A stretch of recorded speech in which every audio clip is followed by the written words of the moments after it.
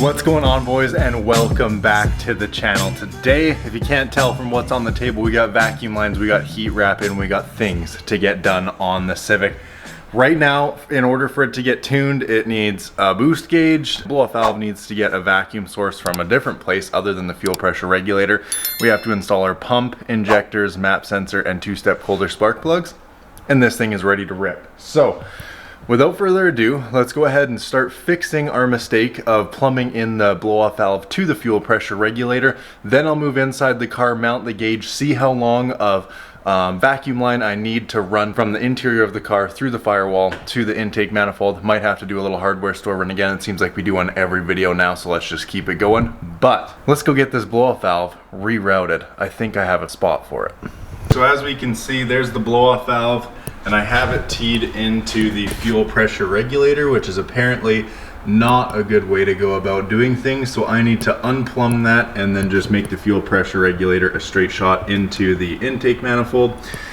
We do have this hose right here that I could tap into.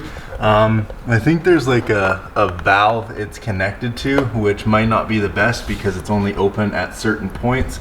There's also this unit here, has the same size vacuum line running down that I could try and tap into that. I just don't really know where else to put it, but I'm gonna do a little bit more digging and see if I can't come up with a little bit better spot.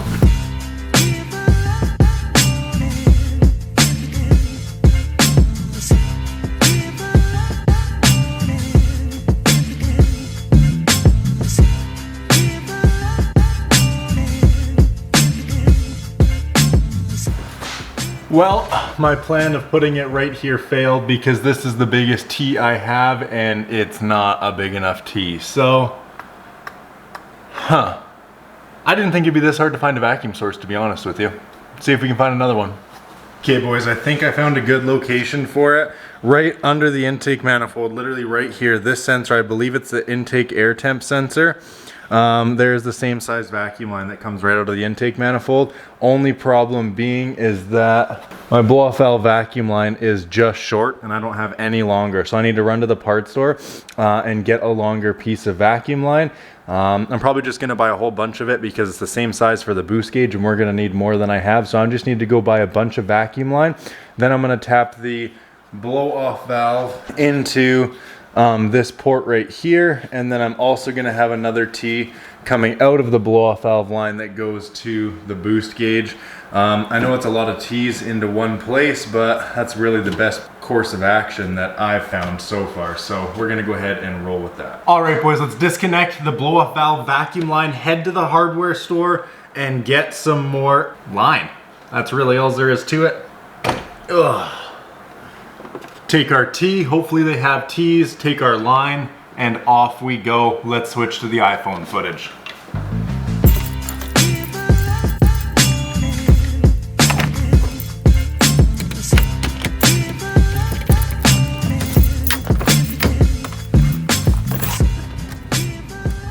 Just like that, boys, we are off to the hardware store. I really hope they have these vacuum line T's because I only have one of that size and I need about 3. So fingers crossed I don't have to place another Amazon order and wait for more shit. Let's roll.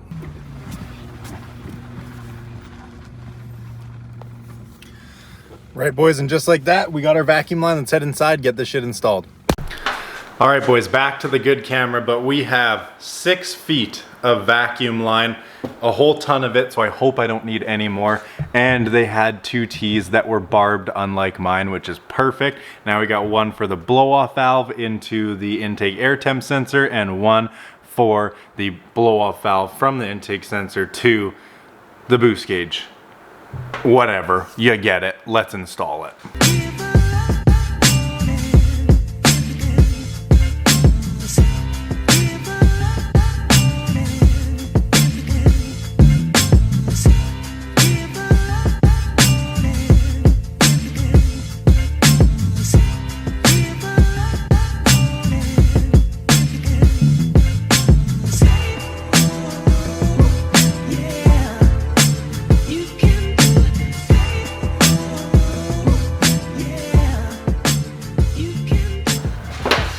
And just like that, boys, the blow-off valve is now plumbed into what I believe is the air intake temp sensor. It just goes from this nipple, the T is straight, comes up like right off of it, and the portion going up goes into the sensor, and then the portion that's straight through goes to the blow-off valve.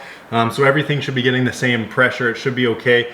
Then what I'm gonna do is I'm gonna go inside, mount the boost gauge, run it out to here, and like I don't need to wire it in today. That's only if I want illumination. If I don't, it's just basically gonna be a mechanical boost gauge, which I'm totally fine with for now. I will wire it in eventually, but just for today's purpose to see if it's building boost and what have you.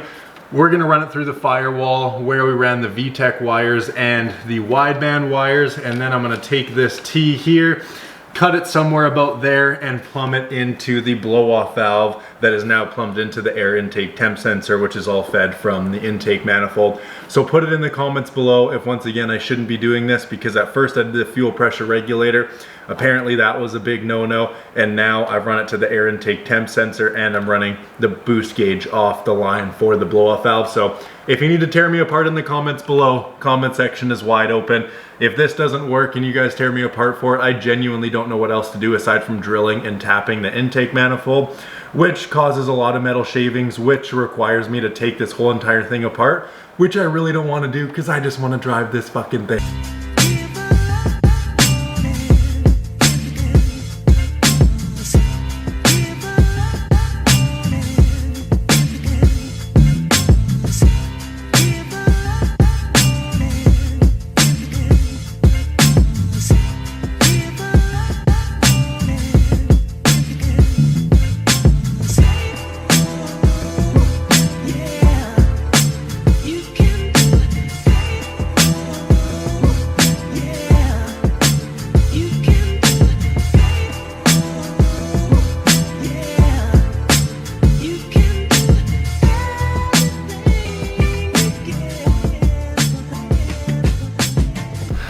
Okay guys, massive progress has been made on this boost gauge.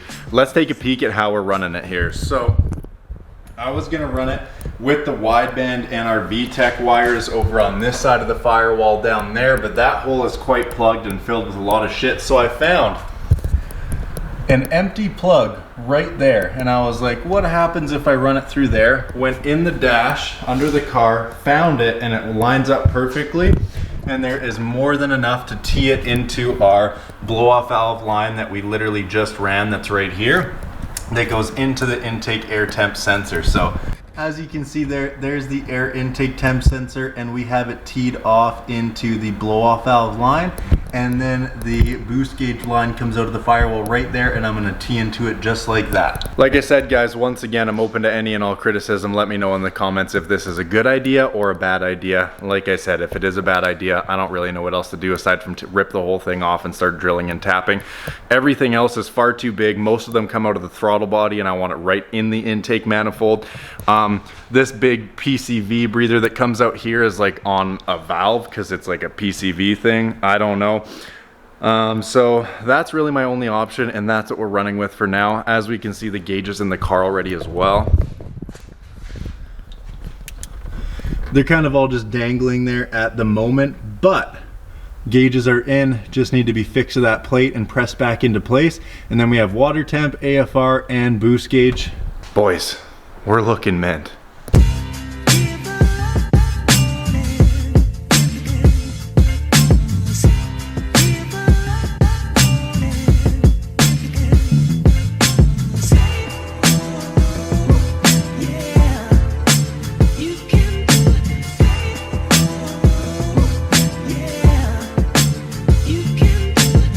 Now it's time to snip the freshly installed blow-off valve line so we can tee it in to the boost gauge.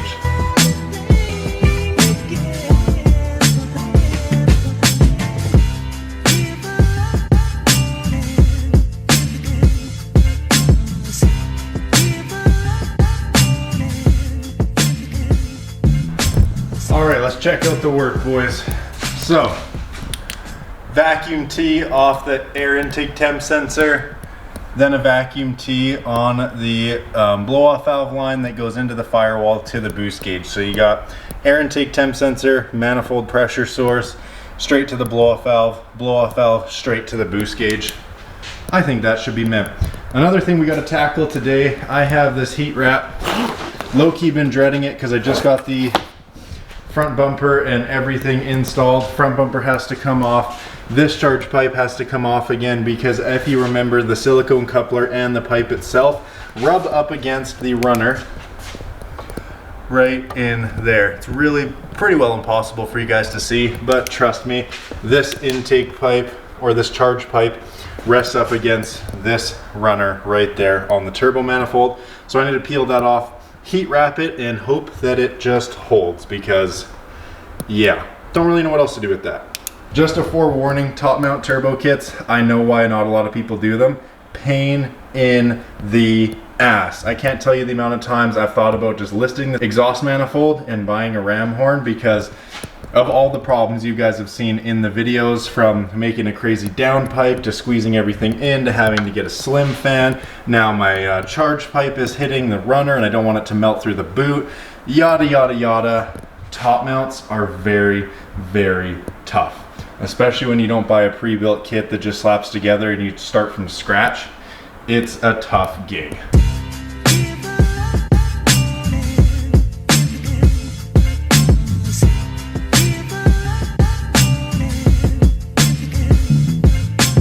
And for everyone in the videos that sees my stuff and comments, oh, I did that without taking the bumper off. You don't need to take the bumper off. You're just making more work for yourself. Dude, it's a 1990s Honda. This took me a whole 20 seconds at most, and I was taking my time.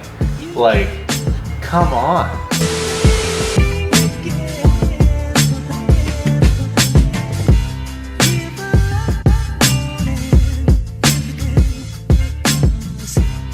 All right, well, idling the car for an hour and a little bit literally didn't damage the pipe one bit. It didn't even discolor it.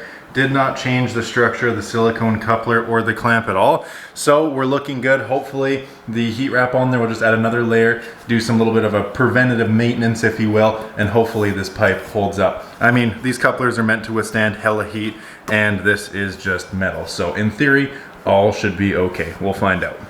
Make sure you glove up, boys. You need gloves for this. I mean, you can tough it out without, but it is fiberglass, so get the glovies on. I don't know how much of this we're gonna use, but I'm gonna say that's probably a safe amount. And there we go. We got our chunky heat wrap. Let's go heat wrap.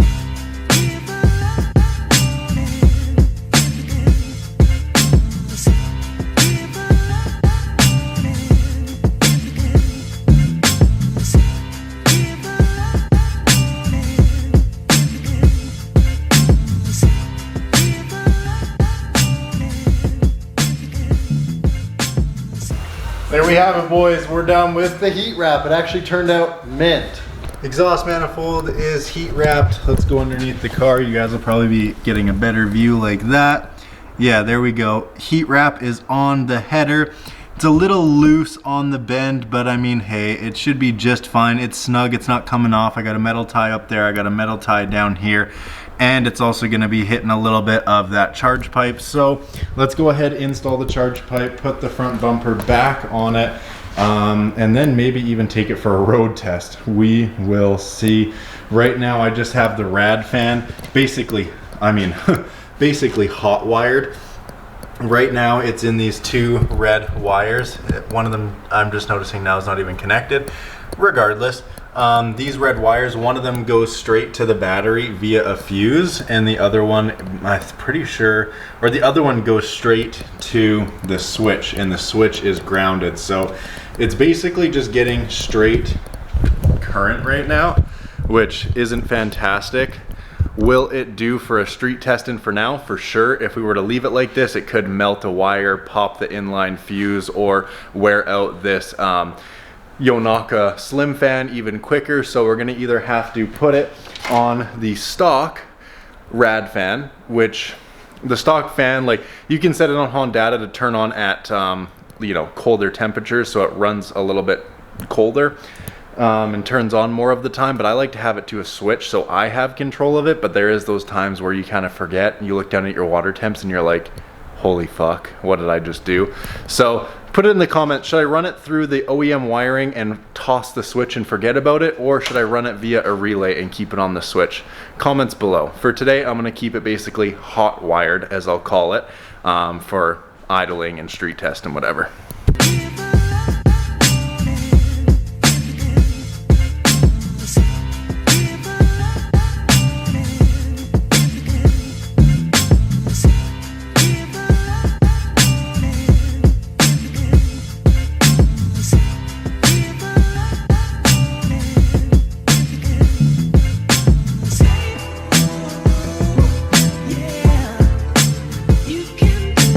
Your boy hates wiring, but it has to be done. Here's my OEM fan wiring right here. Here's some butt connectors and a wiring tool. Let's get to work, baby. This is pretty easy and straightforward. I think I got this covered, but let's get her going.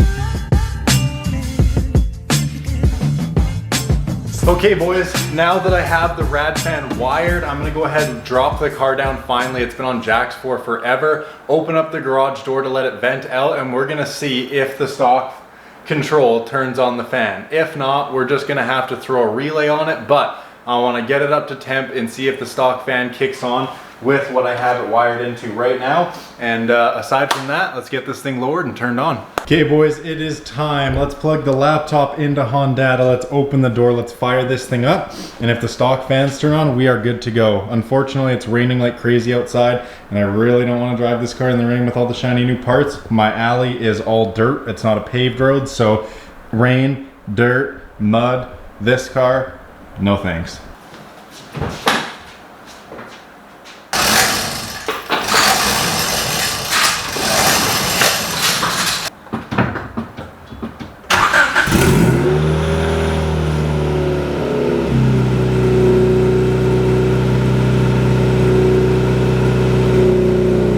Alright boys, back on the iPhone. Had a little mishap with the Honda.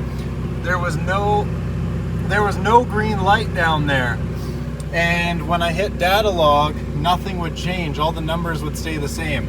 But now we're on. Boost gauge does work. And then our we go to parameters and we go to protection. You can see our override set to 188F. So as soon as this gets up to roughly about 85, 90, because this is in Celsius, then the fan should kick on. That's the main thing we're looking for right now. But I'm happy to report that literally just touching the Honda and moving it, green light came back on. Don't know why. I've checked it a million times and everything looks good, so I really don't know. But battery's holding good, even though it's been sitting all winter. We're looking all right now. That was stressful when the Honda doesn't work. I hate that. So the override is set to 188 degrees. We're at 83, and technically speaking, 86 degrees is equivalent to 188 degrees. So a few more degrees here, and hopefully our fans kick on. We're gonna find out. We're noticing the water temp gauge. It reads a little bit high. It's at 85, which should be 185, and it's at 180.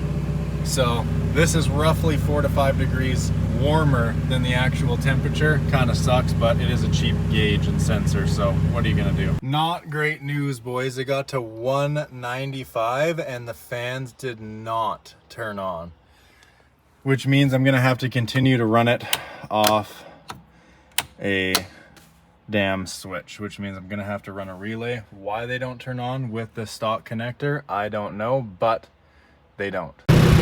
Okay boys, well we have it running. Had that small issue with Honda not wanting to sync up to the laptop, but it is now. I think the butt connectors were faulty, so I just have them twisted together right now. Hopefully they won't touch each other, knock on wood. And I'm gonna see if that kicks the fan on, because I don't have faith in those butt connectors and one of them literally just fell out. So it's at 75 degrees. I'm gonna wait for it to get to about 95. If the fan still doesn't kick on, we know that something in that system doesn't work, and we'll just have to move away from hardwiring and go to a relay. All right, boys, well, unfortunately, that's about all I've got for you today. I wanted to take it for a test drive, but it's raining like crazy outside, freaking tsunami coming down, and the back alley is basically a mud pit, and I'm not driving this car through a mud pit to get to the street today. Too much nice, fancy, fresh stuff on here. Another thing, initially when I went to go plug in my laptop to the Honda, it just decided not to work. It was flashing red, there wasn't a green light, so I literally just unbolted it from the factory bracket and laid it down on the carpet, and next thing you know, green light's on. So if you guys have any comments about that, leave them in the comment section down below. When I first got this Honda and I put the chip in the board, it did the same thing. Literally opened the case back up, took the chip out, all the pins, everything were straight, nothing was haywire, nothing burnt, nothing smelling weird, and I literally just plugged it right back into place, and next thing I know, it's working. I don't know why it's doing that. Looks like for some reason the stock fan wiring for this car doesn't trigger the fans for whatever reason. It got up to 195 Fahrenheit and they're supposed to come on at 188 Fahrenheit. Wired it 3 different ways, twice with butt connectors and once just twisting the wires together so I can physically see that they're touching and connected and making a connection. Nothing happened. I ruled out that the fan's okay. I just touched the wires to our hot wire fan switch and they fired up instantaneously. So there's nothing wrong with the fan. Something internal with that OEM system. Haven't used it in forever. Even when the B18 was in the car, I still didn't use that circuit. I don't know what's wrong with it or why it's not working, but we're gonna have to figure out how to run a relay to a fan switch and run it just like that so nothing gets burnt up. There's no cause for concern as far as fires or electrical meltdowns or anything like that goes. But that's all gonna be a next week video. I've been here for hours and I am right beat. So like I said, if you guys have any comments down below about that Honda kind of intermittently working, that would be very helpful. And plumbing the blow-off valve and the boost gauge into the intake air temp sensor, that would be great. Until next time, boys, I'll see you in the next one. Peace.